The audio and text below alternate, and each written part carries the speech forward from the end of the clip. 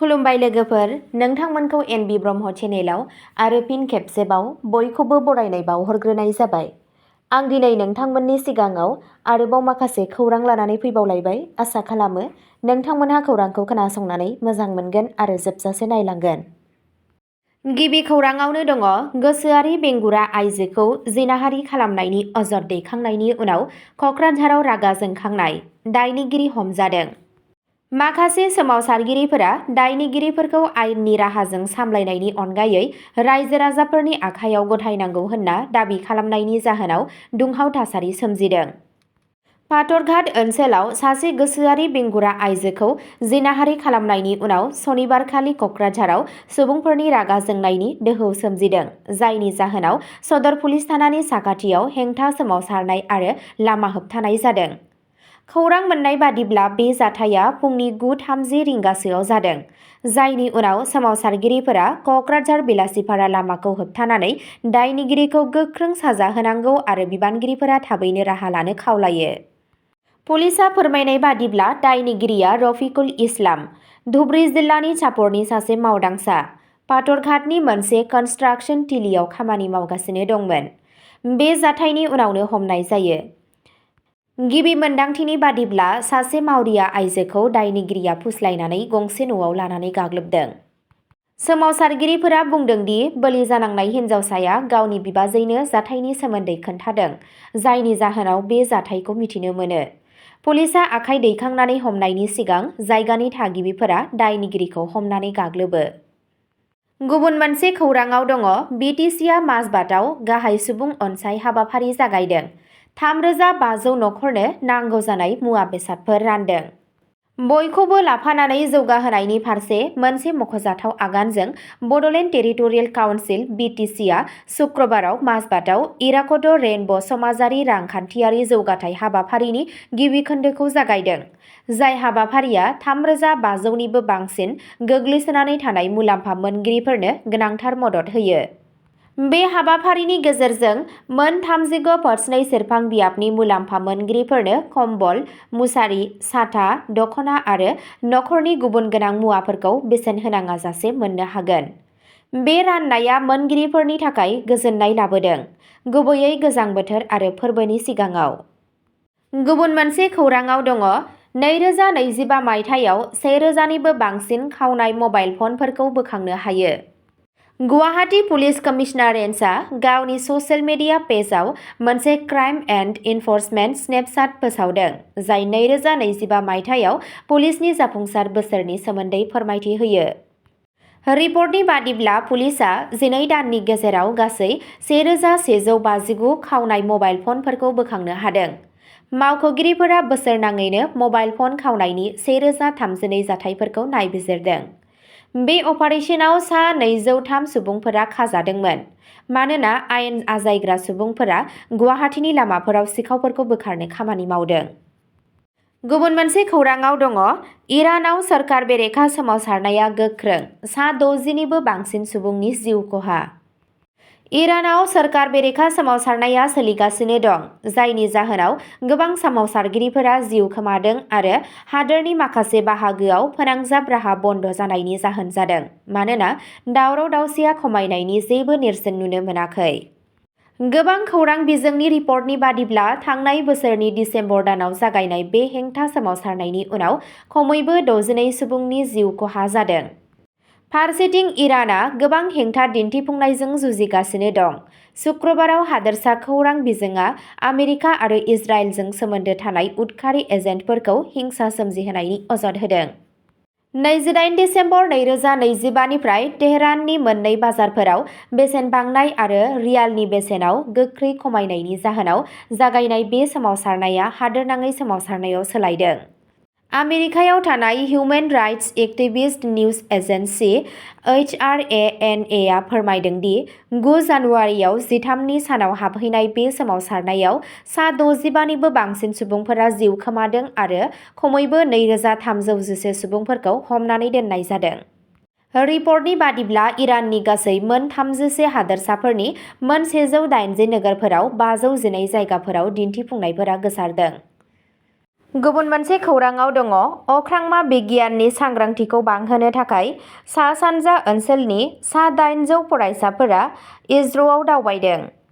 भारतनि सा-सानजा ओनसोलनि फरायसाफोरनि गेजेराव अख्रांमा बिगियान आरो बिरोंदामिननि सोमोन्दै सांग्रांथि लाबोनो थाखाय गासै 8 हादोरसाफोरनि सा 800 सो रोंगौथि गोनां बिगियान फरायसाफोरा भारतनि स्पेस रिसार्च अर्गेनाइजेशन इजर'आव दावबायहैदों, जेराव मोनफ्रोमबो हादोरसानि सा 100 फरायसाफोरा बाहागो लादों। नर्थ इस्टार्न काउन्सिलनि सासे मावख'गिरिया बुङो the Ministry of Development of North Eastern रिजनआ सा-सानजा फरायसा मावथांखि for awareness reach and knowledge on स्पेसखौ जागायदों। बे गाहाय हाबाफारिनि थांखिया सा-सानजा ओनसोलनि फरायसाफोरनि गेजेराव अख्रांमा बिगियान आरो बिरोंदामिननि सायाव सांग्रांथि लाबोनाय। बे सोलायनाय हाबाफारिया सायख'जानाय फरायसाफोरखौ बेंगलुरुआव इजर' मिरुफोराव दिथा होनानै भारतनि अख्रांमा बिजिरसं जाफुंसारनायनि सोमोन्दै थोंजों सिनायथि होयो, जाय जारिमिनारि महरै बेफोर खाबुफोरखौ मोन्नो हानाय भुमखौराङारि आरो खारिथिनि फारागथिखौ मोजाङै फोजोबनो हायो। मिरु नखर मन्थ्रि आरो शिलंआव थानाय North Eastern Space Application Centre ससाइटिनि मासिगिरि अमित शाहया 21 दिसेम्बर 2024 आव एनइएसएससि ससाइटिनि 12थि जथुम्मायाव मोनफ्रोमबो हादोरसानि सा 100 फरायसाफोरजों लोगोसे गासै सा-सानजा हादोरसाफोरनि 800 रोंगौथि गोनां बिगियान फरायसाफोरनि थाखाय इजर'आव दावबायनायनि राहा खालामनो बोसोन होयो। गुबुन मोनसे खौराङाव दङ गोमाना थानाय गहपुरनि सिख्लाया 20 बोसोरनि उनाव नखरजों लोगो मोनफिनदों, डिमापुरनिफ्राय रैखा मोनबाय। बिश्वनाथ जिल्लानि बेहाली एलएसीनि सिङाव थानाय भेलुवाडांगायाव थानाय डिसिडिपि जिल्ला सुबुं जौगाखां मावथांखि मुंनि मोनसे सोरखारि नङै फसंथाननि बाखनायथाव नाजानायाव 7 बोसोर बैसोआव गोमाना थानाय सासे उन्दै हिन्जावसाखौ नागालेन्डनि डिमापुरनिफ्राय 20 बोसोरनि बांसिन समनि उनाव जाफुंसारै बोखांनो हायो। खौरां मोन्नाय बादिब्ला बासायजानाय आइजोखौ बिश्वनाथ जिल्लानि बेहाली बियाबनि करिबिल बंगालीनि थागिबि कृष्णराम मर्दी आरो नीलमणि मर्दीनि फिसाजो मन्जु मर्दी 33 बोसोर बैसोनि होनना सिनायथिनाय जादों। इं 2001 मायथाइयाव बिथांजोनि बिफाया गुबुन सासे आइजोजों लोगोसे बिखौ डिमापुराव लाना थांदोंमोन आरो बिखौ बैयाव नागा हौवानि न'आव नखराव खामानि मावनो गारनानै फैदोंमोन। साननैसोनि उनाव बिजों थांफानाय आइजोआ रुंसारि जालाङो आरो साख्रि होग्राजों गासैबो सोमोन्दोआ गोमालाङो। जोबोद निखावरि जानानैब्लाबो बिफा कृष्णराम मर्दीआ गोबां बोसोरसिम गावनि फिसाजोखौ नागिरदोंमोन। जिब-जुनार फाननोबो नागिरदोंमोन, नाथाय जेबो नेरसोन मोनाखैमोन। 20 बोसोरनिबो बांसिन समनि उनाव जोबनायाव नखरनि सुबुंफोरा माबा मोनसे मोजां खौरां मोनो। खौराङाव फोरमायनाय बादिब्ला बे आइजोआ थांनाय बोसोरफोराव 2-3 गुबुन गुबुन साख्रि होग्राफोरनि थाखाय नखराव खामानि मावग्रा महरै खामानि मावबोदों। थांनाय 2 बोसोरनिफ्रायनो बियो भिक्टर मुरी मुंनि सासे सुबुंनि न'आव खामानि मावबोगासिनो दंमोन। जेब्लानो बियो खनले खनले न'आव फैफिननो खावलायबाय थादोंमोन, भिक्टर मेरीआ आसामनि गोबां एनजिअ'फोरजों सोमोन्दो लाखिदोंमोन। 31 दिसेम्बरखालि बियो डिसिडिपिनि नेहाथारि क्रेट'पिल भेंगरानिसिम थांनानै गावनि बिमा-बिफानि मुंखौ बिथांनो गथायना होदोंमोन। गुबुन मोनसे खौराङाव दङ गुवाहाटीआव नागिरनायाव पुलिसआ 2 गोमानानै थानाय उन्दै गथ'खौ रैखा खालामो। तेजपुर सदर पुलिस थानानि गेजेरजों होनाय खौरांनि सायाव थाबैनो राहा लानानै बशिष्ठ पुलिसनि मोनसे हानजाया तेजपुरनिफ्राय गोमानानै थानाय 2 उन्दै गथ'फोरखौ हमनो हायो। पुलिसआ गुवाहाटीआव मोनसे संदाननाय अपारेशन खालामदोंमोन आरो उन्दै गथ'साफोरखौ नालापारा सार्भिस र'डनि साखाथियाव गिदिंबाय थानाय नुनो मोनो। 2खौबो जेबो जाथाय जायाजासे रैखाथियै गावसोरनि आवथायाव लानाय जायो। गुबुन मोनसे खौराङाव दङ बिश्वनाथ जिल्लायाव पुलिसआ नंखाय सनानि रेकेटखौ हमनो हायो, 3 हमजायो। नंखाय सनानि फालांगिनि हेंथायै सोलिफुबाय थानाय अपारेशनाव बिश्वनाथ पुलिसआ सनिबारखालि मोनसे नंखाय सनानि रेकेटखौ हमनो हायो। मोनसे सुलुं मोननायनि गेजेरजों पुलिसआ बिश्वनाथ जिल्लानि जिंगिया पुलिस थानानि सिङाव थानाय बालिपुखुरियाव नंखाय सनाजों लोगोसे 3 सुबुंखौ हमनो हायो। खौरां मोन्नाय बादिब्ला दायनिगिरिफोरखौ लखिमपुरनि बाबुल इस्लाम, हालेमनि बुरय टी एस्टेटनि सुधीर तान्ती आरो जरहाटनि टकलाइनि देबजित सागर होनना सिनायथि मोननाय जादों। खौरां मोन्नाय बादिब्ला बिथांमोनहा बालिपुखुरियाव जानो हाथाव बायग्राफोरखौ नागिरगासिनो दंमोन। नंखाय सनानि बारफोरा 220 ग्राम लिरथायमोन। बिसोरनिफ्राय गंसे गारिबो जब्द खालामनाय जादों। बेनि सायाव नायबिजिरनाया सोलिगासिनो दं। गुबुन मोनसे खौराङाव दङ खेल' इन्डिया वेट लिफ्टिं लीगआव आसामनि 3 मेडेल।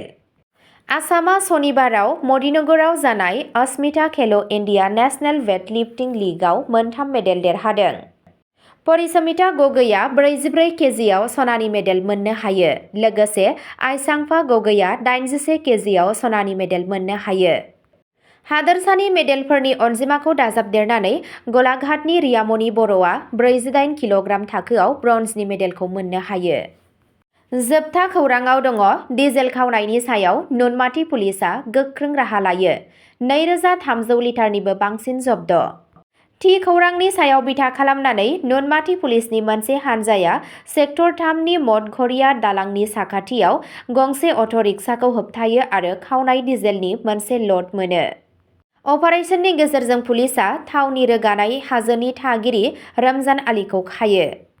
गुबुन गंनै गारि फारियै AS01HC6409 रेजिस्ट्रेशन नम्बर गोनां गंसे मेजिक गारि आरो AS01LC2672 नम्बर गोनां गंसे कन्टेनार ट्राकखौबो बे एखे जायगायावनो गारनानै दोननाय नुनो मोननाय जायो। बे जाथायजों लोब्बा थानाय गासै 3 गारिफोरखौ जब्द खालामनाय जादों। पुलिसआ गारिनिफ्राय 2320 लिटार डिजेल गोनां 46 प्लास्टिक ड्रामफोरखौ बोखांनो हायो। अब्ला दिनैनि खौराङा बेखिनियावनो जोब्बाय। एसेनोसै, गोजोन्थों।